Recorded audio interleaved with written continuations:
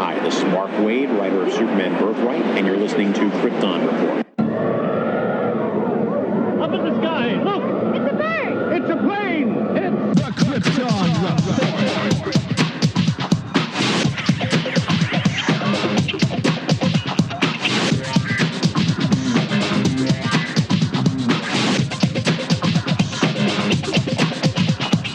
Host Tyler, and welcome to Krypton Report, a podcast dedicated to all things Superman, Supergirl. We're going to look at the Supergirl TV series as well as the Krypton TV series, anything that has to do with the characters in their world. Comics, movies, TV shows. We will talk about everything and anything. We are part of the Southgate Media Group podcasting network. You can find us on Instagram, Twitter, Facebook at Krypton Report. You can also email us at kryptonreportpod@gmail.com. If you get a chance to go over to iTunes, Apple Podcast, please leave us a review to help us get better. You can find me personal at JTYPatrick on Twitter and everything else. You can buy a Krypton Report t-shirt at tpublic.com. Check it out. They have all sizes, colors, styles of shirts. Just go to tpublic.com and search Krypton Report, and you'll see our logo. And every time you buy a shirt, it helps support other podcasts from southgatemedia.com. Thank you. Enjoy the show. All right. So on today's episode of the Krypton Report, I have with me, as you've probably started to guess, the Mr. Superman Red himself, James Cole. Hello, James. Hey, Tyler. How's it going? Good. Jania will be back, I promise. Jania will be doing the Supergirl episodes with me. She doesn't keep up as much as James and I do, because we are cool like that. So, real quick news. Yes, sir. We got another release of a variant cover today for Action 1000. And what did you think about it, James? Well, I mean, the artwork was really cool, and Superman versus you can't get too much more classic than that. You know, I agree. The artwork is great. Let's just one thing real quick. So since we're looking at this, Zod, let's just talk Zod for a quick second because we're going to get into Krypton. I posted on Facebook today like a little collage of a Zod symbol from the comics, the Zod symbol from Krypton, the Zod symbol from Man of Steel, and then the Zod symbol from Smallville. There's no consistency with Zod. Like, even in the comics, and every time we see him, there's no consistency on what Zod looks like. So sometimes it's hard to tell if Superman's fighting Zod or not. You know, it's crazy. Yeah, pretty much.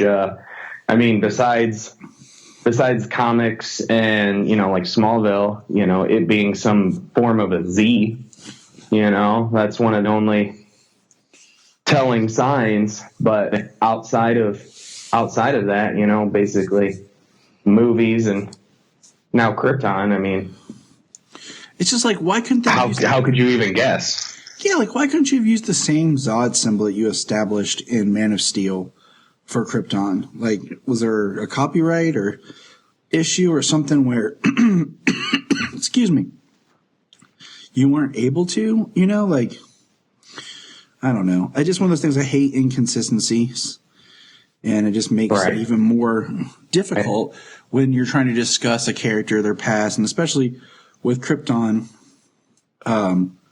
we're going to get into, like, it's just, there's always seems like there's inconsistencies. Right. I mean, even on the cover, I mean, he's got kind of a pentagon shape at the bottom with a Z, but even that, I mean, sometimes it's square, sometimes it's, I mean, at least with Krypton, every sigil is inside the pentagon. Yeah. Is good or bad? Kind of like a flag, Mm-hmm. Like a uniform thing. So, I mean, that's just a quick Zod trip. Excuse me, man. Now, let's move on to something that excited us last time, but we didn't have enough time to watch it and talk about it. They released the Suicide Squad Hell to Pay was released on digital Tuesday, and when they release something on digital, sometimes we get pretty much the linked the footage of the behind the scenes of what the next animated feature is going to be. So the next animated feature is the death of Superman. So we got like a 6-minute behind the scenes of Death of Superman. And what are you thinking? I am thinking that it looks like it's going to be an epic battle. They did the Superman Doomsday. What was that? How long ago was that? I want to say when did they start it? 10 years, maybe a little bit longer. Maybe? Just a little over 10 years. I was thinking about 2007. Yeah, because I'm trying. I want to say it was about 2007 because I want to say it was before The Dark Knight, but it was after Superman Returns. Sounds about right. 2007. That's what it is. Yeah, that's what it says it is. It was all right. Yeah, well, it was the first DC animated feature they came out with. And what better way to kick off the animated universe than with the death of Superman? But they fit both of the entire storyline, the death and the return of Superman, into one movie. Now they've got 2-parter coming out, and the first part is literally the first act of that movie. So, I mean, they've got a lot of time to be able to draw out the character of Doomsday. It'd be nice to actually have some time to focus on Superman, since he hasn't been the focal point of a movie since 2013, 12 or 13, when Unbound came out. And this is in the continuity that's been established. And I was looking here. There's more films than what I'm about to list, but the continuity films that Superman appears in, of course, is Justice League War, Justice League Thrones of Atlantis, which kicked off the. Well, you could argue Flashpoint kicked it off, because at the end of Flashpoint, if we want to get technical, technically Justice League War kicked it off. Justice League Dark, he's in a scene in Justice League Dark. And then he's in Justice League vs. Teen Titans. Those are the ones that are connected. I don't remember if he was in the Teen Titans Judas Contract. I don't think he was. Which was the last continuity film released. So this will be interesting, because in this continuity, it's kind of a New 52-ish continuity, because it started, from the New 52 and it's pulled. But where we are, we're getting the death of Superman, but it's still going to be a different adaptation, because in this continuity, Superman was in a relationship with Wonder Woman. Like, they had a thing going in Thrones of Atlantis. It's going to revolve around him telling Lois that he's Superman. Lois is his friend. So that's going to be something that weighs on him.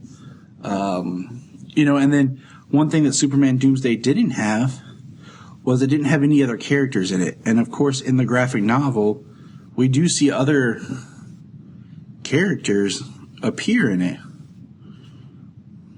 Yeah, there are other members of the Justice League, and I mean, at that time too, the Justice League didn't have like any of its core members. So there were like, who was Maxima, and I mean there were no core members of the Justice League involved in that storyline. So with this being an adaptation with the current continuity Justice League that's in the animated features, there's going to be Batman and Wonder Woman, Cyborg, Green Lanterns, and they're actually bringing in Martian Manhunter now. Yeah. This is the first time Martian Manhunter shows up in continuity. Yeah, I was looking at that because they have the same voice cast pulled over from Justice League Thrones of Atlantis, because a couple actors changed, but from War to Atlantis. Superman changed. Mm-hmm. Superman changed. being one of them. Yep, Superman was actually played by Alan Tudyk in War, and he's been Jerry O'Connell since Throne of Atlantis. And I'm checking here. This is his fourth time playing Superman, and his first time actually being the starring role. Yeah, I was just checking here. Like, he was Superman in Justice League Dark, and Jerry O'Connell was. And I'm pretty sure he was in versus Teen Titans, but I'm just double checking here to make sure. Yep, he was. He started with Throne of Atlantis, then he was in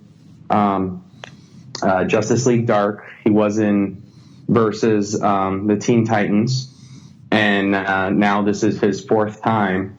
Out of the 5 times Superman's appeared in this continuity, he's played Superman 4 times.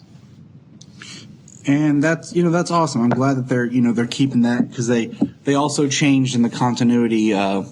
Wonder Woman and Green Lantern both changed. So, but we are going to review, just for the listener, we are going to do a whole Death of Superman discussion and things later as it gets closer to the release of that film.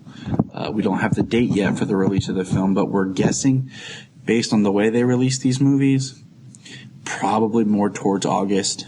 Always seems like when we get the third one of the year. Because we've already got 2 this year. Or no, we've got technically 1 on home, and then we got Hell to Pay that just came out digital, but it'll be out in a week or 2 on hard copy. So yeah, I think it's like April 10th. I believe I saw the date. Sounds right. So, all right. Now we got, like I said, we got a little bit. Check it out online. It's great, fun to watch. I love the behind the scenes things. I'm excited for it because I feel like we've gotten to see this Superman and know him a little bit through the other films. So we'll have more weight to his death, and the fact that they are stretching the story out. And we are going to see the other Justice League members affected by his death. I'm more excited by than what we got before. Because Funeral for some of the action was one of my favorite Superman comics. Just to hit that whole absence and how everyone was dealing with it was one of my favorite comic book stories. And I really look forward to that being incorporated in the 2 films. Right. Well, I've definitely read Death of Superman, but I actually haven't read the entire arc all the way through his return. So basically up to the Death of Superman is where I'm at. So before the second part comes out, I wanna read it. Yeah, I think before the second part comes out, we'll do some reviews and kind of go have some discussion on it, because it's really there's a lot in there when you get into the reign of the Superman and everything. But all right, so let's get down to Grandpa L, Mr. Seg L. James, and since you've got to really watch this, and I haven't got to watch it once, I'm going to let you take the lead on this, bud. So go ahead and take the lead on this. All right, Krypton, Episode 2. It's titled The House of L. Picks up immediately after Episode 1, literally in the fortress with Adam Strange and Seg-El. Seg holding the Superman cape, and Adam Strange starts to give a little bit of information about himself. He name drops Zeta beams, which was cool. And if anyone's wondering about Zeta beams, I would say watch Young Justice, which currently is not on Netflix, so that stinks. But if you can find Young Justice somewhere, watch it. Absolutely, that is a spectacular show, and I can't believe it got canceled after 2 seasons. And I am so excited for when it comes back for season 3 on the DC streaming service later this year. I just really want the DC streaming service to start, but as a side story. Yes. So Seg-El, his parents were killed after Adam Strange showed up in the last episode. So he doesn't trust Adam Strange. Doesn't believe what he says. It's funny that he tells him he doesn't care if he's a hero from the planet Detroit. And then he clarifies and said which Earth. is pretty good. You know, he's like, it's Earth. He does. Which I kind of was waiting to see if that, like, anything shook in Seg. But we're at a point now where Krypton hasn't done, I guess, much space exploring. Like, they've said they haven't found life, like alien life, but they haven't really said they've done space exploration. Like, we know they have deep space monitors, but, you know, have they tried to colonize in space or anything? Right. Is it more like People Advanced, where, you know, the closest planets, if we were able to even do deep space travel like that, you know, none of the planets show signs of intelligent life. You know, something similar to that. Yeah. Well, Seg-El decides to head back into the city, and Adam Strange asks if he could catch a ride back with him. And one thing I noticed, they showed the skimmer flying back to Kandor, and the skimmer literally sounds like a pod racer. Okay, so that wasn't just me. All right. No, I heard it earlier. I was like, "Is that the skimmer?" And then the second time I watched it today, I was like, "That's the pod racer sound." See, I kind of thought it did sound like it, but I wasn't sure, so I didn't say anything. I was like, maybe. That's the first thing that came to me. So I was like, maybe I'm just really thinking Star Wars. Right. Back in Kandor, Seg is, you know, he doesn't trust Adam Strange. He doesn't believe him. And at this point, he is focused on revenge for his parents' death. He has nothing left to lose. But Adam Strange convinces him to just look into what he said. Like, is he, you know, if he's right, if he's wrong, like, what's it going to hurt? You know, like you said, the deep space monitors. He convinces him to look into the deep space monitors to find out what that Brainiac is on his way. You know, he says, if I'm wrong, then you can still have your revenge. And he's right, you know, like, Adam needs to chill out for like a sec, or Seg needs to chill out, because this is kind of a big deal. Like, someone's coming to you, and like, even having just that cape I think would be enough to kind of shine some sort of like, maybe I need to look at this. There's something weird about this. Right. But, you know, I mean, the fact that there's no, quote unquote, no intelligent life beyond Krypton, you know, how is he supposed to even believe that he's not some crazy guy from Krypton, that he's from Earth? Yeah, see, that's something I thought of, like, right there. Adam Strange in general, him being there proves that there's life on another planet. Like, because his DNA would be different. Like, I have always wondered, like, if humans, Earthlings, went to Krypton, like, what would happen? You know, like, if Kryptonians act the way they do on, you know, on Earth, what if, you know, humans acted like something on Krypton similar? So, you know. Right. They would definitely seem out of place. I mean, one, you know, Adam Strange, he's the only person without an accent, you know, because it's a uniform thing. Everybody's got the British accent. Yeah. Of course. So, and he's the only, yeah. So, I mean, that was something I thought of. Was just, right. You got Adam go ahead. No, I was saying, if you got Adam Strange, like, that should help prove the point that you're fighting to prove. But, right. But obviously they're in the business of killing people, so can't just say, hey, this guy says he's from another planet. Let's find out. And then, you know, no, that's gonna be one of those things. That's a cover up. That's another conspiracy. eliminate Seg and eliminate Adam Strange, and we don't know what you're talking about. So we get Seg sends Adam to Kem's bar, which we actually got the name of his friend in this episode. I really feel like Kem. I really feel like maybe at one point the pilot was to be 2 episodes, like a 2-episode event or something, because of the way that it picks up right where we left off. And I'm just kind of, it has that feel, and sometimes shows like these, the way they're shot, do have that feel. But I'm curious if when the next episode starts, if it feels like it's another episode starting, or if like it'll pick up right where this one left off, you know?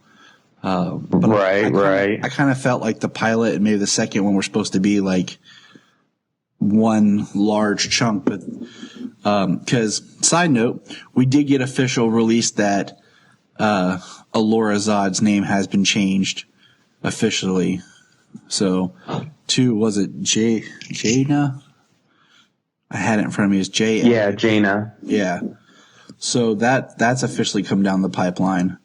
So they never say her name in this episode, so it makes me kind of wonder when we see the next one what we'll be looking at. Right. Well, they keep referring to her as Primus Zod, and I'm wondering if Primus is like her rank type deal, I'm wondering as well as like she's like the number one Zod. You know how like you have like some of the patriarch or matriarch of a family. Like, she's the Primus Zod. Like, she's the head of the Zod family. Right. Well, because Lyta, she calls her by Sagittarius Zod. And when her name is Lyta. Yeah, but I think the Sagittarius, isn't that like their like position? Like, if you were like Carpenter James, or like Carpenter Cole. Or Private Cole, like Sagittarius. Isn't that kind of like, I kind of think of them like the Spartans, like, you know, like their Spartan rank or whatever. Right. I was kind of still trying to figure that out because they have the names, but then they refer to them like that. Because I think it's like they're the Sagittarius are like the head, like elite guard, military people. Right. Because we also saw like street police people so far, and they haven't been that sweet. So yeah, that's kind of my thought. Yeah. Right. And you know, going back real quick to Kem, I was telling you about the translation and stuff. The name of that bar is actually Kem's Bar. That's what the sign is translated to. It's called Kem's Bar. So I translated that, and then I watched the episode. I was like, "Hey, look at that! Like, I did it! I'm awesome!" I think, right. After he sends off Adam Strange to the bar to get clothes because he stands out in his Earth clothes, he is attacked by some guards, and they take him by force, but they just take him to Nyssa. And they're supposed to go before the voice of Rowell and her father. I'm finding Nyssa interesting.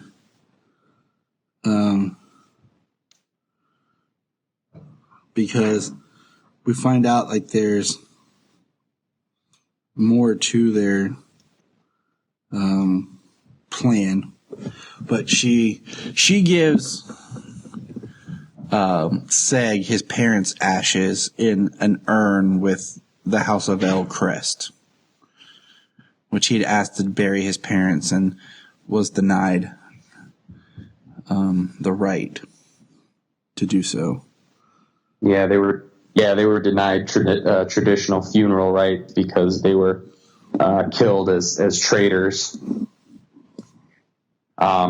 Nyssa gives him some guild clothing with the Vex sigil on it, and then we actually get the title card which is different than the pilot because it has the House of L symbol, the S behind Krypton. But it's got the blood flowing through it, which will come up a little bit later. Like, I remember things in this episode, but I just don't remember sometimes some of the order of it. Right. Well, actually, that's why I got so many pages, is because I kind of just took note of everything that was going on. So I've got like the whole order of the the episode as I'm going down. And that's usually how I watch it, but I was trying to watch this morning with the kids, and just getting through it was enough for me. So continue. Right. Well, yeah, that's why I got the second view in. Then they go in front of the voice and her father, and they tell him when the ceremony is to commence, and he is supposed to become a Vex. He talks about the mask that the voice of Rowell wears, where it symbolizes the 6 gods that they used to worship, and that Rowell is the god of gods, that he is the Almighty God. He describes their planet as a harsh and inhospitable planet, and that they couldn't live. I'm assuming that they couldn't build their structures as large as they do, things like that, without the Force domes. True, I agree. Then we cut to the soldiers getting on armor and getting new blasters, and they're set to basically start a war on the Rankless to try and smoke out Black Zero, which Lyta is not having any of it. You know, it's just sad. Even if she wasn't like in love with Seg and all that, just the fact that like we're gonna prey on the poor, like that's gotta tell you something about your caste system that's not working. If you're going to war with the poor to find information about terrorists. Yeah, she brings that up. She's like, there's already, what's the word I'm looking for? There's already strained relationship between the poor, the Rankless. How are they going to feel when you start killing innocents just to try and weed out some terrorists? Which she talks about to her POS commander. See, his name is Quexol. Quexol. His name is, forgot how she pronounced it. His name is We Don't Really Care here in a little bit. Yeah, shortly enough, yeah. Dem, her intended, he has some scars across his back. He kind of believes that attacking the Rankless would be a good thing to do. It seems like, with the way he described it, his family was lost or killed at some point. Fighting a war and Lyta, Rankless, or some sort of event that happened. Yeah. Lyta talks to her mother. She addresses her as Primus Zod, and her mother clearly doesn't, especially when she talks about her training, she doesn't believe that she could be an efficient warrior. Then Seg and Lyta meet up on the balcony that they basically were on after his parents were killed. And she kind of gives a pep talk to him and to herself at that point. Yeah. To stand up for what they believe in. All right, I'm gonna ask you this after. Keep going, because I have a thought, and but I don't want to jump ahead with my thought. Need to let it. All right. So this is the point where Seg talks to Vex, Darren Vex, to ask his parents for his parents' traditional funeral rites, which are denied. And Darren starts to talk to him about his grandfather, Val-El, how he admired Val, that Val had created some high-tech computer system, and that's when he discovered Brainiac. And, everything's history from there. Yeah, and then that's when Seg's kind of like, wait a minute, maybe this Adam Strange guy wasn't making stuff up.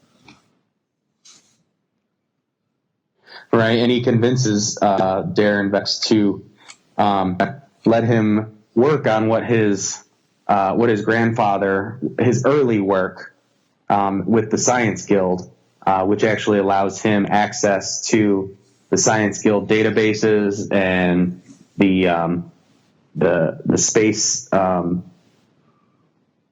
space monitoring and all that. Which then he goes to the bar, meets Kem and Strange, and gives him 2 hours to look through the Science Guild's database to prove that what he's saying is true. Then Lyta, she approaches her commander and challenges him to a Kandorian duel, which was pretty sweet. There's some really awesome things about to happen here. Yeah, she challenges him to the duel so that way she would take his place as commander of the squadron. Dem and her mother both, show concern for what she's doing. It's a fight to the death. Of course it is. Yeah. Well, in first episode, just during training, she said, "We do not ask for mercy. We do not give mercy." And she stabbed her in the hand. So. Mothers. What a great. Right. So given the information that Kem finds on the science database, there's no evidence of intelligent life or Brainiac or anything. And Seg, decides he has nothing to lose, and he goes to get a knife to exact his revenge. He gets like a shank, like a prison shank. Yeah, that's what it looks like. He slides it, hides it up in his sleeve. Oh, I was like, dang. And Kevin Strange. What? I was just like, dang, you're about to go like brutal. Prison shank a magistrate. I guess it got Kem is, right. Kem is obviously he's concerned for his friend, so he asks Strange if what he's if he is telling the truth 100%, and that they have to find it out before find some evidence before Seg gets himself killed. Which I really like, because it shows that Kim is actually Seg's friend. Like, he genuinely cares about Seg and what's going to happen.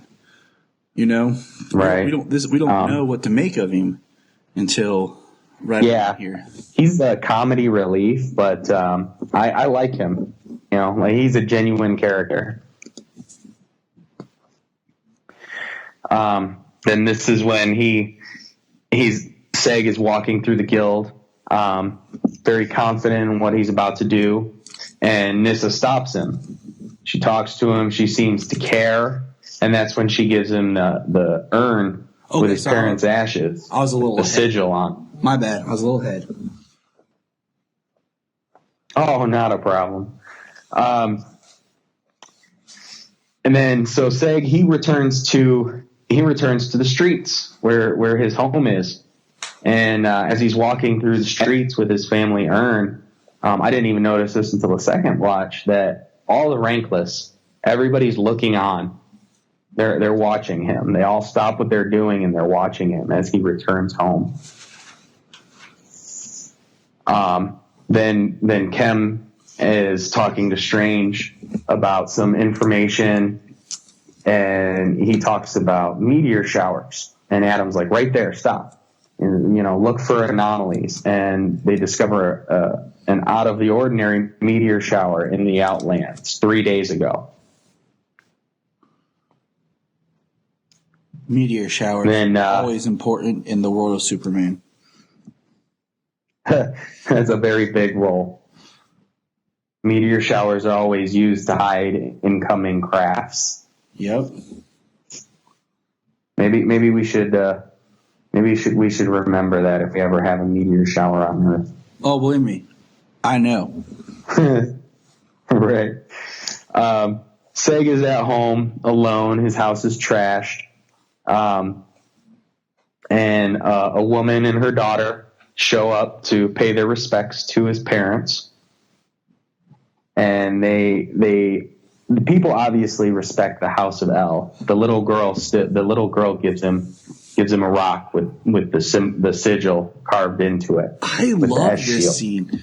She says something about how Seg's parents would watch, the little girl when the mother had to work and ask for nothing in return, like just showing the goodness of the people.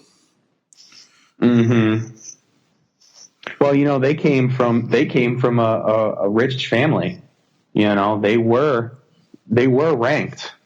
So I think the fact that they're down. What? Oh, sorry. Yeah, I couldn't hear you there. My phone kicked on and I thought it was on silent. Hold on 1 second. Oh. Mm-hmm. No, you're absolutely right. They did come from a rich family. They were the ranked, and then they're now with the people. And I just think it means a lot more to the people because they, for the first time, I don't know, maybe they're interacting with ranked people on a different level. Like they're seeing that ranked people don't have to be, for lack of a better term, douchebags. Yeah, that they're just not rich, corrupt, douchebags. What better term? Exactly. Then here, the fight is about to begin. Primus Zod, she gives a speech about Joe Man, which is kind of funny. I was like, Joe Man. He's Jamaican. Get a little Jamaican accent going on, yeah. Joe Man the third. So then the fight begins, right? That's how he challenges. That's how he challenges people. So she gives a little history lesson about where the Kandorian duel comes from, and the fight begins, and Lyta starts taking a beating. Yeah, she does. At the very beginning of the fight. She goes for a kick, and then she just gets roundhouse kicked in the face. And I kind of wondered if it was a psychological thing by giving him the idea that he has the upper hand and allowing him to make the first move. That way when she comes back, he's not prepared for it. I don't know, that could just be me overthinking it. Oh, it very well could be. I mean, right? Well, Dem gives her a pep talk before the fight and says, nobody's seen it, not even your mother, but he's like, you're a warrior. And, he's the only one who seems to believe in what she can do. You're a warrior. Now go kick some ass. And she's like, yeah. Right. Yeah. Then we cut to the fortress, and Seg trekked back out to the fortress, and this is where he wipes off some snow covering the control panel, and reads the blood of the House of El binds us forever. Something along that line, pretty close to that quote. And he cuts his hand and bleeds on the house sigil and activates the fortress programs, which was pretty sweet. And the S all lights up nice and red and yellow. Which I thought that was interesting in itself.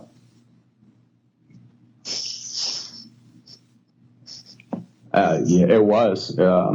Just the fact that they all the yellow. Right. Well, all the sigils, they're all just like all black. Even the House L symbol sigil on the clothing and stuff like that in the first episode. First episode is all black. So when it lights up red and yellow, but a hologram of his grandfather appears, Rowell. So the fortress is just a family thing. So I take it that, Jarrell kind of inherits this fortress from Sag, and then Jarrell passes it on, and somehow the idea, to Cal as time goes on. So right. Well, yeah, I mean, I'm wondering, since Val-El developed the technology to create to put his memories and his thoughts into the computer, and to be able to create the somewhat thinking hologram, artificial intelligence based on on his brain, his personality, and everything, and that's a family thing passed down a few generations there. What did you think? What did you think about the other discovery that Val-El found? Yeah, I mean, for the purposes of the show, it makes sense that he says that he discovered the Phantom Zone. Being able to use the other dimension to travel through space to distant galaxies, which makes sense like I said, for the show, as history shows us that in the comics and everything, that they usually say that Jor-El was the person who discovered the Phantom Zone.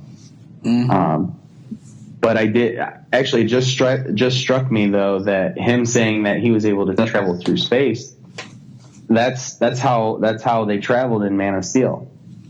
Yeah. Was they used the Phantom Zone projector to create a wormhole to travel through space to the different galaxies. That actually just struck me about that right now.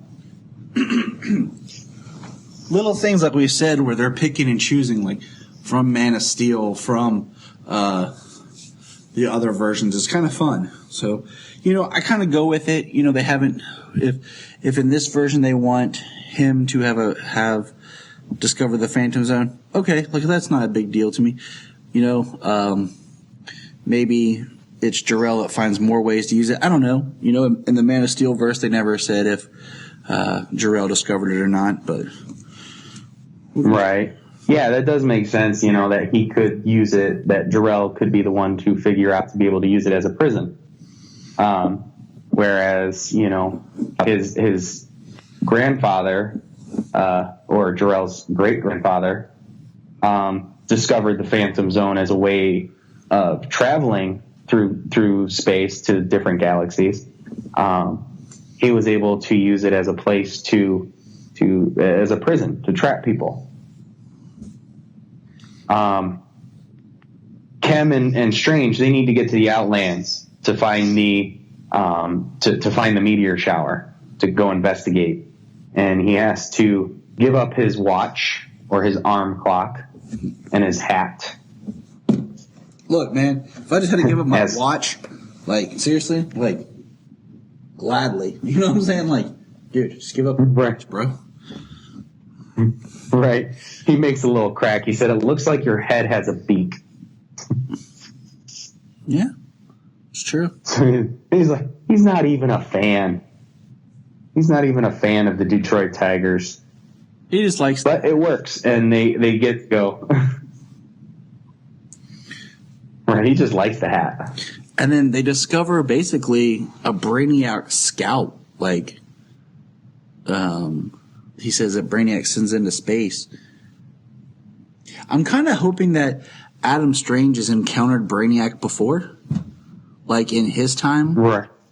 And we had talked about before, where is the Brainiac we're going to meet like a Brainiac from the future traveled back, or is it the Brainiac of this time?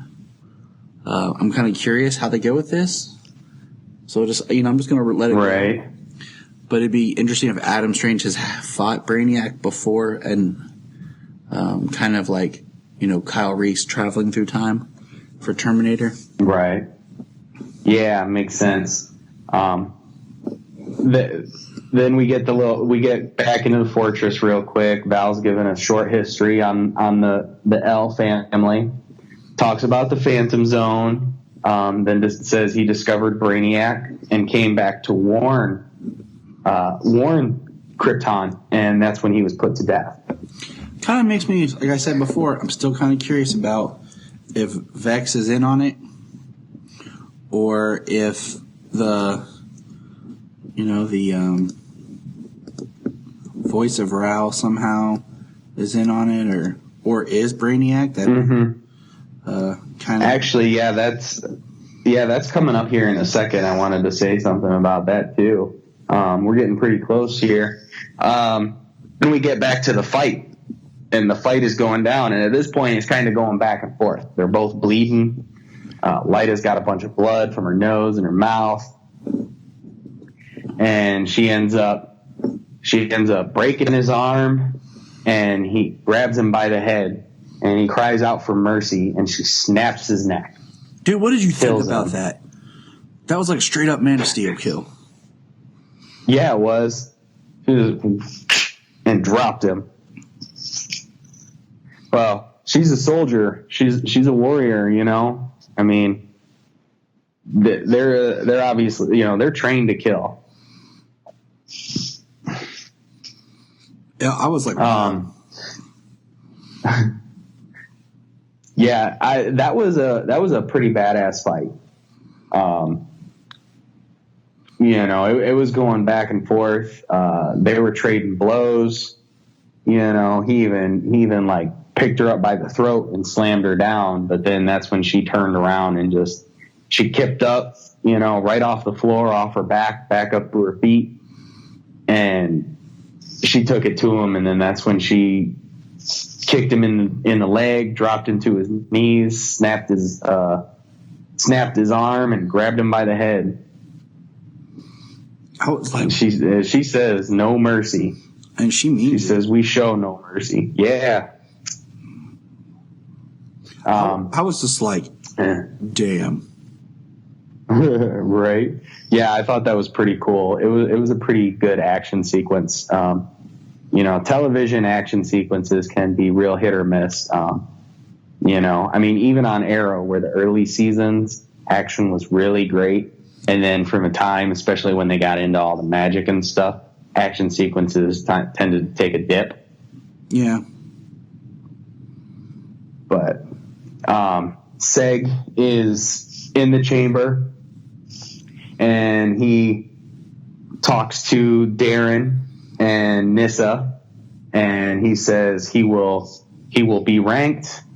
He will bind with his daughter. He will work for the Science Guild, but he refuses to be a Vex.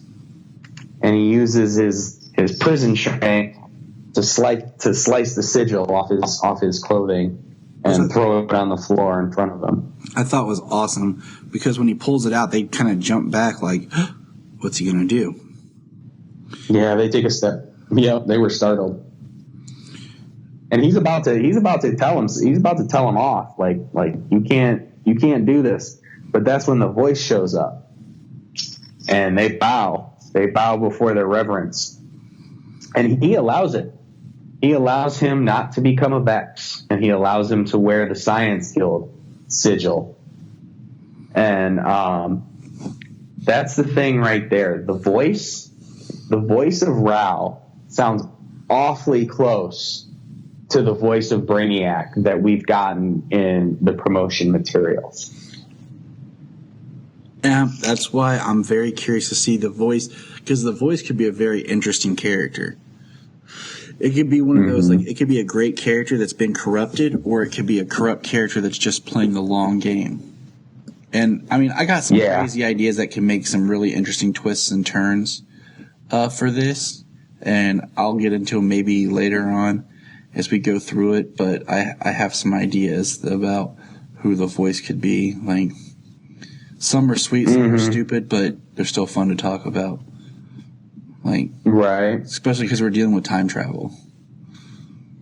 Oh, yeah. I mean, with the time travel element, the sci-fi elements, I mean... Okay, what if the voice of Rowell is Lex... go. What if it's Lex Luthor? Like, just, this is crazy. I have but other than, what if? Like,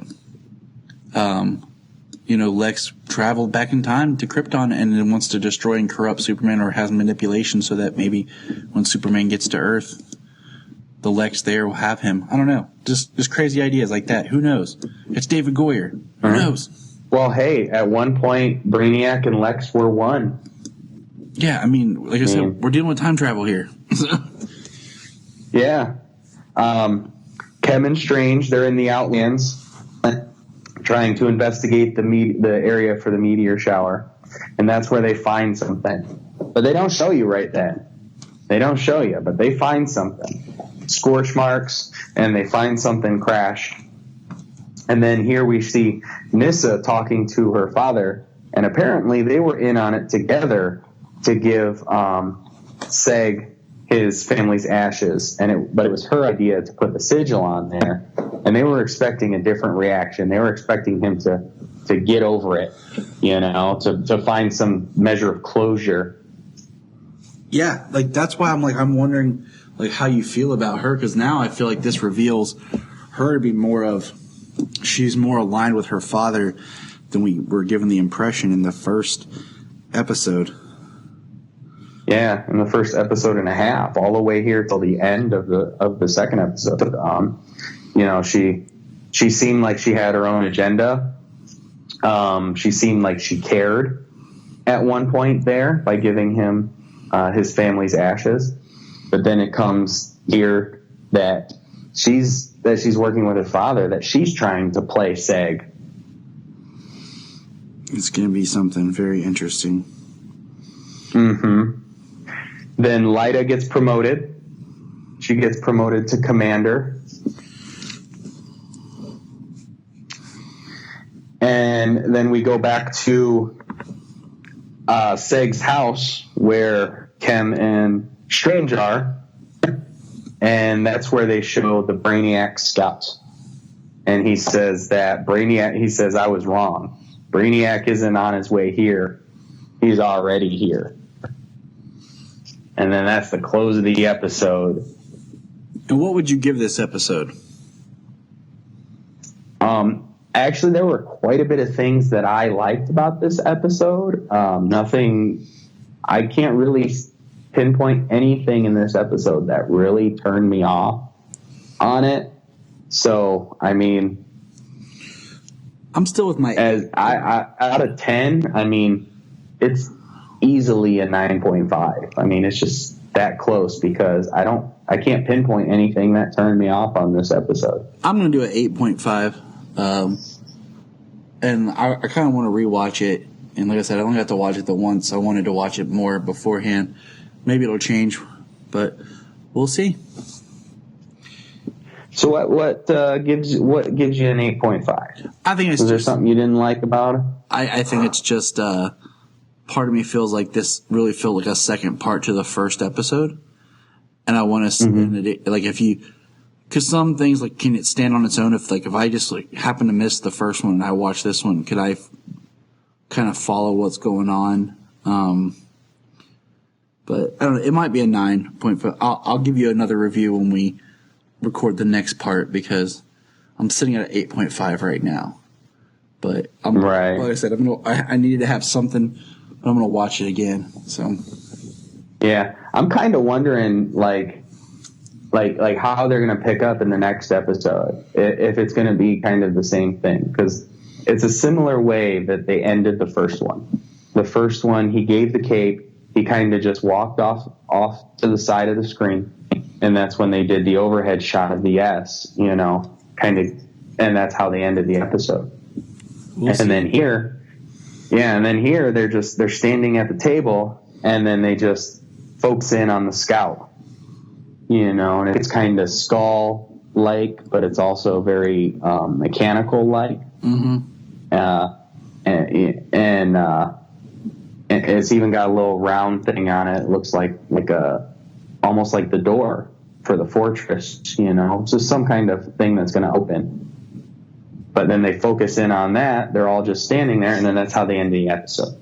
Like, I almost wonder if they're going to pick up the next episode, like Strange gives some kind of quick explanation like he did himself and like he did for Kal-El and whatnot at the beginning of this episode, if he's going to give some kind of quick what this scout is, like what this scout does, and then move right on it. I kind of wish that each episode kind of started with like a Segel kind of talking, like, to my future grandson, Cal, I'm recording this for a future that maybe you'll have this knowledge, just kind of like he's talking to him, like making like a journal, like he's still not sure. I don't know. This is something I think could be neat.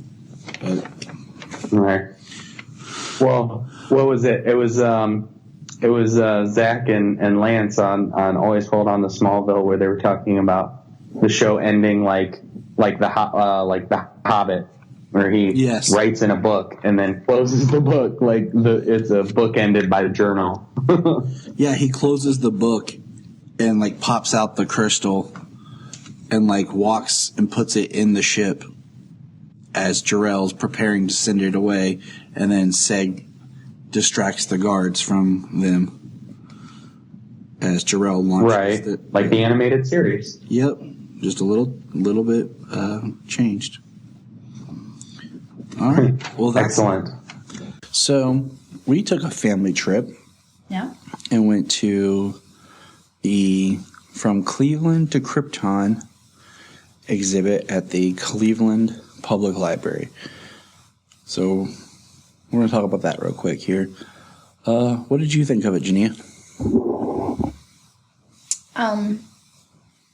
The first floor was obviously the exhibit, really.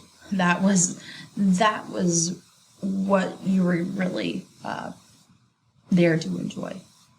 Let's face it. I mean, the other things were really cool to see, but there's some things that I'm like, I think I have that in my cupboard. You know what I mean? Yeah, the other, it was on 3 floors, and on floor 2 was more towards animation and had some neat things. Yeah. But floors 2 and 3 was a guy's private collection of things. Yep. So there was some cool stuff in there that I hadn't seen. Or hadn't seen in a long time. Right. So that was really neat to experience. But the first floor was amazing. Like, yes, we'll talk. As soon as you walked into that exhibit, it was awesome. I will say something that I thought was kind of cool about the whole, like, the entire exhibit was not only did it focus on Superman, but there was Wonder Woman, there was Lois, was in a lot of stuff, and there was a whole display case that was Lois Lane. That was neat. Yeah, and there was Supergirl, which was awesome. We didn't really have any now Supergirl type things. No, we didn't. There wasn't even anything referenced more modern. I think the most modern was Brandon Routh for Superman Returns. Yeah. There was like a couple like Henry Cavill cups, I think. Yeah, there was, but like I said, that was something in the cupboard that we already had. Now, okay, so on the first floor, one thing that was really cool to see that was kind of ironic was they had a Brandon Routh Superman Returns costume. Mm-hmm. Which is, I say it's ironic because it's the one, other than Henry Cavill, it's the one suit they didn't have at the Superman Museum in Metropolis when we were there. Right. So we're just making our way through all. So we just need to find us a Cavill suit and a Tyler suit. Yep. Now that he's joined the pantheon of Superman. Yeah. Not you, Tyler. Tyler Hoechlin. Oh man, Jania. Sorry. Gotta ruin it, but okay. So yeah. So that was really cool. Can I tell them my favorite part? No, hold on. We're holding on because we had this little bit of a conversation in the car. Okay. The next favorite part, I think, would be the miniature version of the statue that they want to erect in Cleveland. Yeah. The big silver Superman. That was really streaking. awesome. That's cool because they're trying to build more awareness for that. And I think, as big as Superman is, there's people who don't realize that he was created in Cleveland, like in Ohio. And as James Cole and I have discussed, how come they couldn't have ever put Smallville in Ohio? Why Kansas? But that's another discussion. But it was really cool, like, to see that, and I wish people would rally behind it some more. Because they had a spot near the Rock and Roll Hall of Fame that didn't get, it fell through. So they're still trying to find a spot for it. And I think we didn't get to go to the house, drive past the house of where Siegel and Schuster lived. They've made those kind of like into like a little attractions outside. We didn't get to do that, but that's cool. Another trip. Yeah, it was just kind of a nice, day trip to get out of the house and get away for a little bit. I mean, for example, one thing I have here, I told you when we were there, is this Superman plastic Burger King cup thing that I had as a kid. And it's from 1988. And also says 1985 on here. And I had it as a kid, and I don't know what happened to it. And my brother-in-law, Chris, found it on eBay and got it for me. And that was in the display. So that kind of goes back to what you said about things. But there was one thing that was there that I think in a lot of ways is really significant, but for some people wouldn't think of it the way that we did. Right. And it's technically the place that Superman was brought to life into the world. Yeah. Like, it was where he was birthed into life. It was kind of magical, honestly. As silly as it may sound, it was kind of magical. Go ahead. No, go ahead, Jania. It was their desk. It was the desk that he was first drawn on. Yeah. And created by Siegel and Schuster. It was the desk that they owned and the time frame in which Superman was created. So obviously, that they sat down there and they created these concepts, drew out these concepts and started the storylines and everything right there on that desk. And honestly, to me, that's got to be like the coolest, most unique part about that exhibit was the platform on which Superman was created. I agree. I wish they would almost do some sort of a Superman type museum as well. The way somebody restored the Christmas Story house in Cleveland. Yeah. And made it like a museum. Like, do something with Jerry and Joe's house. Yeah, like they have the outside, put some of that stuff back in there, some of the things that are family heirlooms and collectibles that could be in there. Because Superman, everyone says comic books are an American creation. And Superman really created the superhero. He is the first superhero, comic book, and everything. Now, you can't forget the Action Comics #1 that they had hanging out there that was, like, beautiful. They had this really cool digital... It was like a computer, but we have a short video on our Facebook page. But, like, you could pick different things. There was... Action Comics #1, and then you digitally kind of flip through, but it's this huge screen that's clear and see-through. It was like the case in which Action Comics #1 was like hanging out in, and then the case itself, the front of the case, you could touch. It was a touch screen, and I don't know, it was just really, really cool. And then there was another Superman story that was like being read to you, and then we saw people actually flipping the book wearing gloves. Yeah. And everything. So that was really, it was a great fun time. Solomon loved it so much. He kept asking for more Superman stuff. He kept talking about, like, to your mom, he's at Superman, seeing Superman stuff, and she had no idea what he was talking about. It was kind of funny. And it made me just want to take my kid and start driving to Metropolis. Screw work, right? I'm going to see Superman. Salma would love it. He would. We might have to do that the next weekend. Just. Oh yeah, sure. Next weekend. Where are you guys going? Metropolis. But it was great. It was free, and I just it's only till the end of this month. So by the time this podcast comes out, it'll be gone. And I really think it's something that they should keep something for it. Like, Yeah. if there's some things in there, I think that would be really neat to just have. We didn't really get to look at a lot of the library itself. Maybe if they have a comics section, graphic novel section, kind of build the Superman tribute into that with what they can, because it is a piece of Cleveland's history. It's a piece of American history. This is his 80th year, and it's kind of weird that it's ending now when you could have brought more attention to it as this year progressed.